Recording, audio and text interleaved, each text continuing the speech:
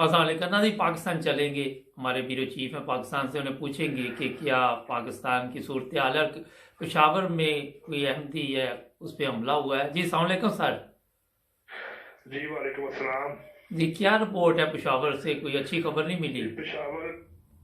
पेशावर के इलाके बालीद खेल में आज से कुछ अर्सा कबल एक अहमदी डॉक्टर साहब थे जिनके क्लिनिक पे हमला किया गया था। जी। वहाँ पे एक दो दफा पहले भी हमले हुए हैं।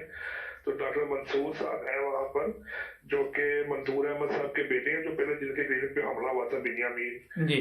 तो ये उनके भाई थे। इनके क्लिनिक पे नामुल अफराद ने हमला किया। तो उस हमले की वजह से इनका जो सिक्योरिटी गार्ड था शाहिद, उम्र 25 साल, वो मौका पे हलाक हो गया।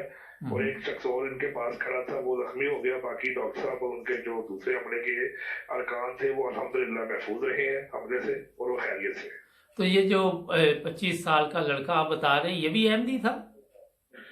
नहीं, ये गार्ड नहीं था। ये जमात का गार्ड नहीं था, ये प्राइवेट गार्ड रखा हुआ था बाहर उन्होंने सिक्योरिटी के हवाले से। तो जब वो आए, उन्होंने फायरिंग की है, तो उस फायरिंग के नतीजे में ये गार्ड जो है हलाक हो गया। अभी अच्छा, तो ये जो लोग आए थे वो फरार होने में कामयाब हो गए?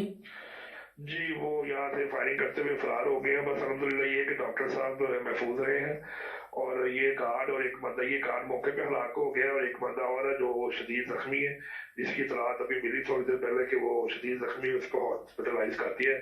तो अभी कुछ देर तक मजीद मालूमात मिल जाएगी कि उस बंदे की हालत कैसी है। लेकिन ये जो गार्ड था, 25 साल, तकरीबन 24 से 25 साल उम्र है, शाहिद, ये जहाँ भाग हो गया है फायरिंग के नतीजे में। चलिए, बहुत शुक्रिया सर, आपसे और भी मालूमात लेते रहेंगे। शुक्रिया जी। नाज़रीन, जुड़े रहे 9 टीवी इंटरनेशनल के साथ।